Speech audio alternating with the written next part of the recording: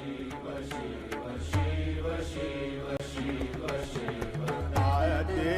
अनंत शिव आदे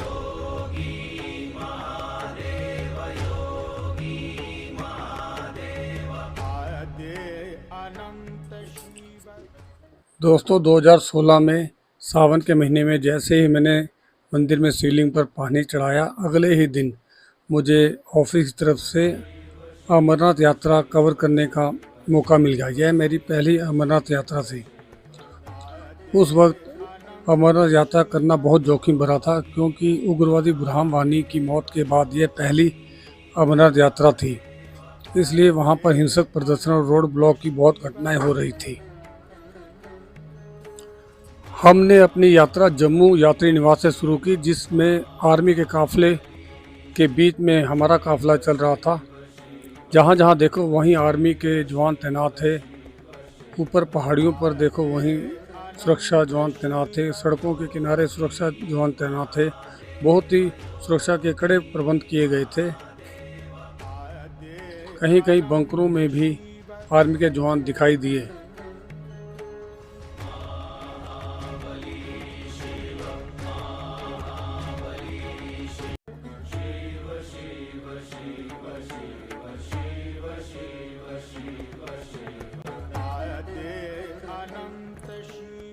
इतने सुरक्षा के बंदोबस्त होने के बावजूद यात्रियों के काफिलों पर पथराव हुआ और रोड ब्लॉक हुए।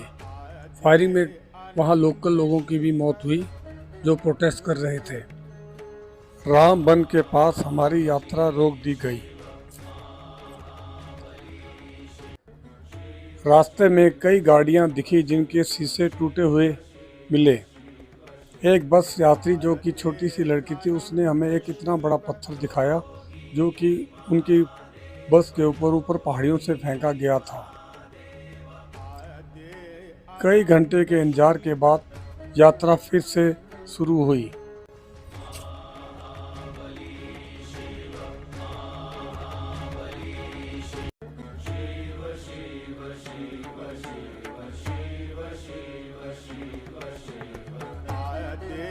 अनंत शिव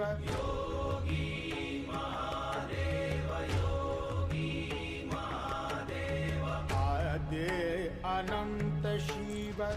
हिंसक प्रोटेस्ट के कारण पहलगाम वाला रूट बंद किया हुआ था, इसलिए सभी यात्री बालटाल वाले रूट पे ही आ रहे थे।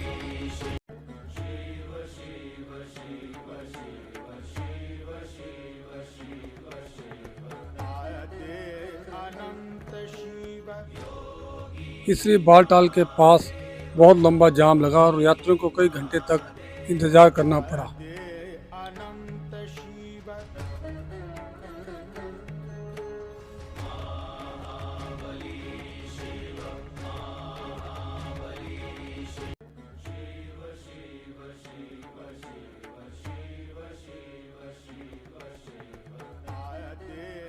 यहाँ कच्चा रास्ता होने के कारण यहाँ धूल उड़ता हुआ दिखाई दिया, जिससे भी यात्रियों को काफ़ी असुविधा महसूस हुई। इतनी जोखिम भरी यात्रा के बावजूद हमें बहुत ही सुंदर दृश्य देखने को मिले। पार्वती नदी के पहाड़ों पर ये ग्लेशियर जमे हुए थे। ये नज़ारा देखने ही लायक था। पहलगांव रूट बंद होने की वजह से बालटाल में बहुत भीड़ थी। यहाँ की पार्किंग पूरी तरह से भरी हुई थी।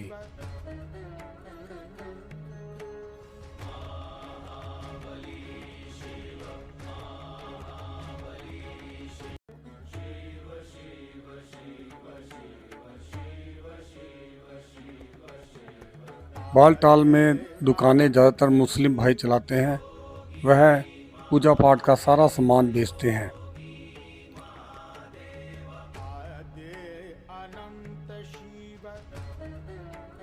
टेंट वाले भी यहाँ पर उपलब्ध हैं, जो 200-300 रुपये पर नाइट टेंट उपलब्ध कराते हैं जिन्होंने रात को रुकना है।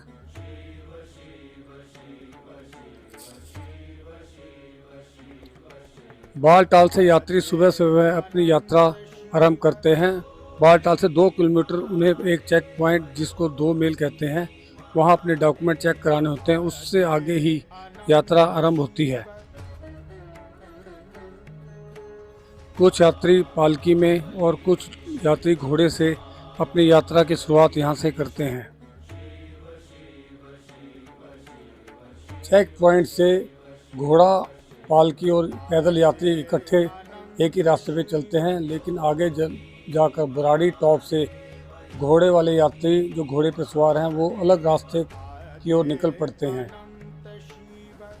पहलगाम से रास्ता 45 किलोमीटर है, लेकिन वहाँ 3 दिन लग जाते हैं।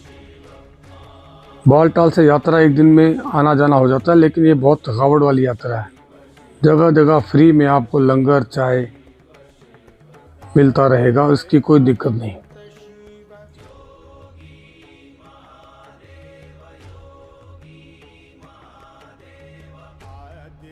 कई जगह आर्मी वाले भी आपको कोसे पानी की, थोड़ा गर्म पानी की शिकंजवी बांटते हुए नजर आते हैं। उस दिन बहुत ही बारिश हुई थी, इसलिए हमें यात्रा करने में बहुत दिक्कत हुई। कई यात्री तो रास्ते में ही थकान मिटाते नजर आए। हमारी पहली यात्रा थी तो हमने तो खूब एंजॉय किया।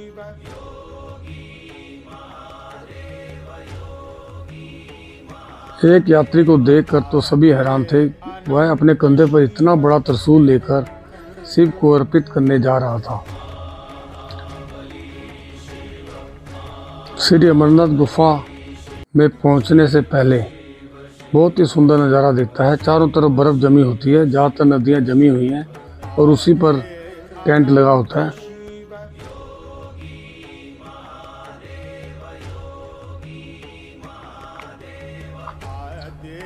श्री अमरनाथ गुफा के पास ही रहने का भी प्रबंध है। जो लोग रात को स्टे करना चाहते हैं उनके लिए वहाँ टेंट उपलब्ध हैं। बर्फ़ पर चलने का भी अपना ही नियम है। मुझे वहाँ एक लोकल ने बताया कि आप पहले एडी रखो बर्फ़ पे, तब आपका पैर स्लिप नहीं करेगा। वो उसको आजमाया, हमें बहुत फ़ायदा हुआ। श्री अमरनाथ यात्रा का गेट, इसे देखकर हमारे रोंगटे खड़े हो गए। श्री अमरनाथ गुफा समुद्र तल से 14,000 फुट की ऊंचाई में स्थित है, जहां भगवान शिव ने माता पार्वती को अमर कथा सुनाई थी। परंतु कथा सुनते समय माता पार्वती को नींद आ गई, पर वहां 2 कबूतरों ने ब्रह्मांड के इस रहस्य की कथा सुनकर अमरत्व की प्राप्ति की। आज भी इन कबूतरों को इस पवित्र गुफा में देखा जा सकता है। इस गुफा की भीतर की तरफ लंबाई 19 मीटर है और इसकी चौड़ाई 16 मीटर और ऊंचाई 11 मीटर है। -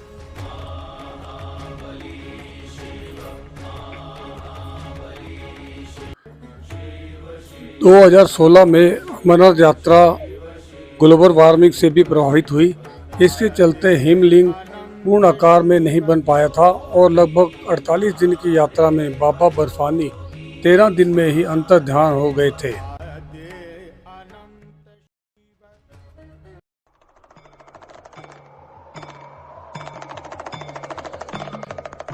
2023 में श्री अमरनाथ यात्रा कंपेयर कर रहा हूँ 2016 और 2023 में क्या क्या अंतर हैं।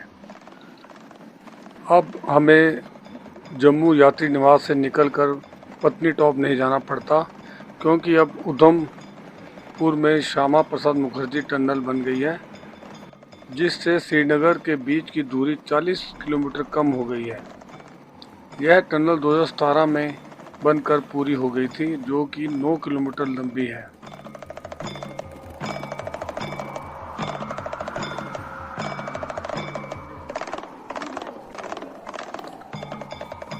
पहले हमें श्री अमरनाथ यात्रा के लिए जाते हुए जम्मू और कश्मीर को जोड़ने वाली एकमात्र टनल जोहार टनल थी, जो रामबन के पास थी।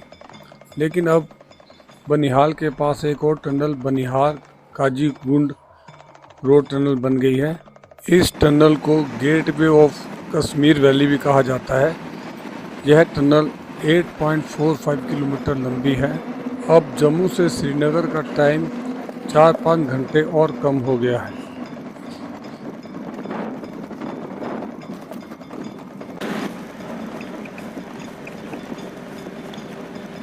बालटाल के पास जोजिला टनल बन रही है, जो कि एशिया की सबसे लंबी टनल है। इसकी लंबाई 13.14 किलोमीटर है, जो कि कश्मीर को द्रास, कारगिल, लद्दाख से जोड़ेगी, जो कि ऑल वेदर रूट बन जाएगा।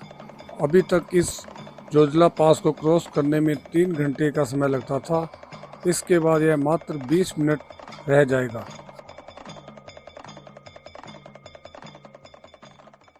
इससे श्री अमरनाथ यात्रा पर आए श्रद्धालुओं को लद्दाख जाने में बहुत कम समय लगेगा। वह कश्मीर और लद्दाख एक ही ट्रिप में घूम सकते हैं।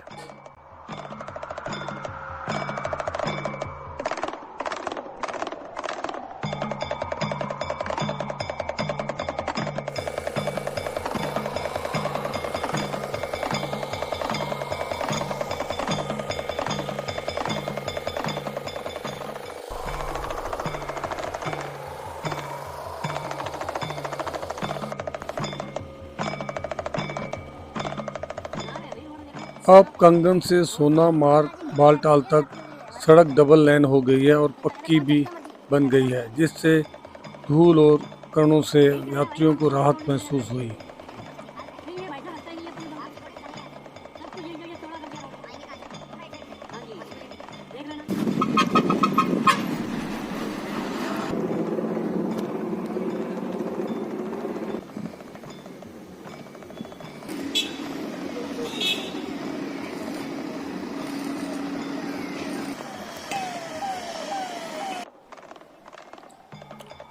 अमरनाथ यात्रा की स्टोरी तब तक पूरी नहीं होती जब तक कि आप यहाँ पर लगने वाले लंगर भंडारों के भवनों के बारे में कुछ ना बताएं।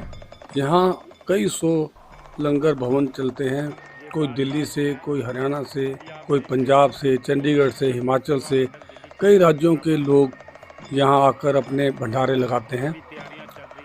उन्हीं में से एक है ओम शिव शक्ति सेवा मंडल दिल्ली चीका। इनका भंडारा भी काफ़ी बड़ा है। पूरे अमरनाथ यात्रा के टाइम फ्री में लंगर सभी भक्तों के लिए उपलब्ध रहता है यहाँ पर। इनको देखते ही आप हैरान रह जाएंगे, यहाँ इतनी भीड़ होती है फिर भी इनका लंगर चलता रहता है। जितने भी ये सेवा मंडल हैं, जितने भी लंगर लगाने वाले भंडारे हैं, ये कम से कम 15 दिन पहले अमरनाथ यात्रा से पहले आ जाते हैं और अपना तैयारियां शुरू कर देते हैं। सबसे पहले तो इनको यहाँ से बर्फ़ हटाने का काम करना पड़ता है, फिर उनको अपना सेटअप पूरा तैयार करके ताकि यात्रियों के आने से पहले पूरी तैयारी कर लें। ये बिसलेरी का पानी है, फॉर्चून का ऑयल, ये दूध है एवरीडे, चावल, पार्ले जी के बिस्कुट, टाटा प्रीमियम, ये बिस्कुट है, एवरीडे दूध, सॉस, ये चीनी है, ये दालें हैं,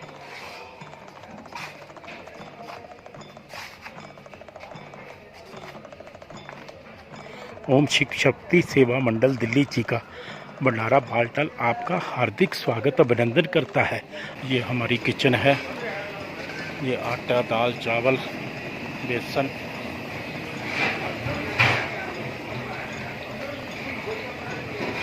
ये शक्ति भोग का आटा है, मैगी, और किसी चीज़ की कोई कमी ना रहे। जब आप अंदर जाएंगे तो आपको किसी होटल से कम नहीं लगेगा। यहाँ पूरा सेटअप इन्होंने इस तरह किया हुआ है जैसे आप होटल में खाना खाते हैं। बिल्कुल साफ़ सफाई का भी पूरा ध्यान रखा जाता है। और यात्रा पूरी होने पर ये लोग कम से कम हफ्ता 10 दिन बाद ही वहाँ से निकलते हैं क्योंकि इनको पूरा काम ख़त्म करके अपना सारा सामान समेट कर फिर अपने अपने राज्यों को जाना होता है।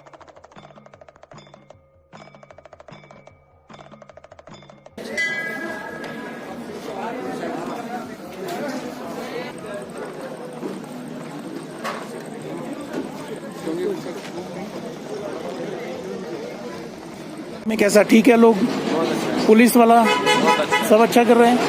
आगे से रोड वगैरह अच्छा बन गया। बहुत अच्छा। आगे से फायदा। आप क्या चलाते हो घोड़ा? नहीं, हम तो पालकी वाले। पालकी वाले हैं। कैसे मिल रहे हैं लोग? पालकी मिल रहे हैं? मिल रहे हैं। खुश हो? अच्छी बात है। जय भोले जी की। आप कहाँ से हैं? रजौरी से। अच्छा, क्या चलाते हैं? पालकी। अच्छा, ठीक मिल रहा है यहाँ पे काम काज? प्रशासन की तरफ से तंगी तो नहीं है? अफसर लोग तंग तो नहीं करता आपको? नहीं करता भी, लेकिन और आपकी तंगी का जरा चढ़। नहीं मतलब ठीक है, आगे से पहले से अच्छा है, रोड अच्छा हो गया। रोड अच्छा हो। आप रजौरी से हो, पालकी वाले हो आप भी। कैसे लग रहा है? आगे से पैदल लेके जाते थे तो अच्छा नहीं, रोड अच्छा हो गया, चलने में कोई मुश्किल? पानी व्यवस्था, टॉयलेट वगैरह सब है ऊपर? सब कुछ ऊपर है, सब कुछ अच्छा हो रहा है। मतलब लाइट भी, लाइट पर बंद है ऊपर तक?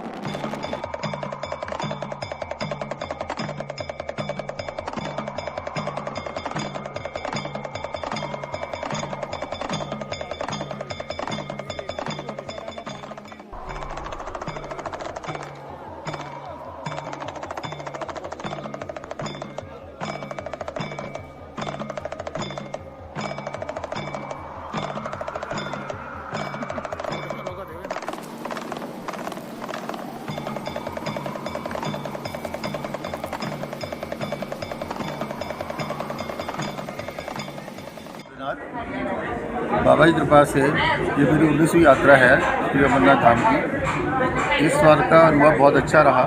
बहुत ही सुगम मार्ग कर दिया है। 2 मील से बरारी तक रोड को बहुत चौड़ा कर दिया गया है। साइडों में जो रेलिंग्स थी, जो पहले अधूरी थी, कई जगह थी, किसी जगह नहीं थी, अब उनको बहुत पक्का करके बना दिया गया है ताकि किसी प्रकार की कोई दुर्घटना ना हो। और ये रेलिंग की व्यवस्था पूरे गुफा मार्ग तक है। बहुत अच्छा अनुभव रहा। और सबसे बड़ी बात है, रात को अंदर जो यात्री आते हैं उनके लिए लाइट की व्यवस्था बहुत अच्छी कर दी गई है ताकि किसी मार्ग में किसी प्रकार का कोई भी दिक्कत ना आए। अब की बारी मेरे को ये ऐसा अनुभव लगा कि रास्ते में जो टॉयलेट्स की व्यवस्था है वो भी बहुत अच्छी कर दी गई है। जगह जगह पर 10-15 टॉयलेट्स वहाँ पर बनवाए गए हैं और ताकि किसी भी यात्री को किसी प्रकार की कोई दिक्कत ना हो। मेडिकल कैंप भी पहले भी होते थे, अब और भी अच्छे तरीके से सुविधा उसकी बनाई गई है ताकि किसी भी यात्री को कोई दिक्कत। हाँ, सबसे बड़ी बात ये है कि गुफा पर जो दुकानें लगती थी जिनकी वजह से बहुत कंजेशन होता था, यात्रियों को बहुत परेशानी होती थी और उनकी मनमानी होती थी, वो भी इस साल नहीं रहा। और अब यात्री सीधा जाता है, भोलेनाथ के दर्शन करता है और सीधा नीचे उतरने की कोशिश करता है और वो यात्रा बड़े सुगमता से नीचे अपना बालटाल कैंप या पैजटानी पे पहुंच जाता है। गौतम जी, सुरक्षा व्यवस्था के बारे में आप क्या बोलना चाहेंगे? सुरक्षा व्यवस्था बहुत अच्छी है। जगह जगह पर हमारे फौज के सिपाही हैं, वो लगे हुए हैं, हर एक यात्री को सुविधा देती हैं। अगर कोई किसी प्रकार की कोई असुविधा, अगर कोई किसी का अगर पैर भी फिसल गया तो भी तुरंत उनको उठा लेती है। बर्फ़ के मार्ग पे भी अगर कोई चलने में असुविधा हो, एनडीआरएफ वालों का सहयोग मिल रहा है? एनडीआरएफ का भी सहयोग मिल रहा है। जितनी भी एजेंसियां हैं वो सब कोऑर्डिनेशन से काम कर रही हैं और बहुत ही अब क्या रहा कोऑर्डिनेशन मेरे को बहुत अच्छा लग रहा है मतलब कि। और ये अनुभव मेरे को अच्छा लगा और ऐसा मेरा मानना है आगामी 1-2 वर्षों में यात्रा बहुत ज़्यादा सुगम हो जाएगी और यात्री को जो इस वक्त जो एक दुर्गम बाबा अमरनाथ की यात्रा लगती है उसको बहुत सुगमता से भक्तों के लिए करने की कोशिश हमारा श्राइन बोर्ड या हमारा प्रशासन करेगा। बीकन्स वालों का सहयोग? बीकन्स वालों का सहयोग है, वो जगह जगह पे अपना काम अभी भी कर रहे हैं। कई नीचे की रोड भी बन रही हैं ताकि एक जाने का मार्ग और एक आने का मार्ग बन सके और ताकि जो कंजेशन होता था, जो जाम लगते थे घोड़ों के, वो उनसे हम बच जाएं। और यात्रा बहुत सुगम हो। जय बोले जी। जय भोलेनाथ। सभी शिव भक्तों को हार्दिक शुभकामनाएं। भोलेनाथ जी के दर्शन कीजिए। ये गणपति जी और माँ गौरा जी की पिंडी है।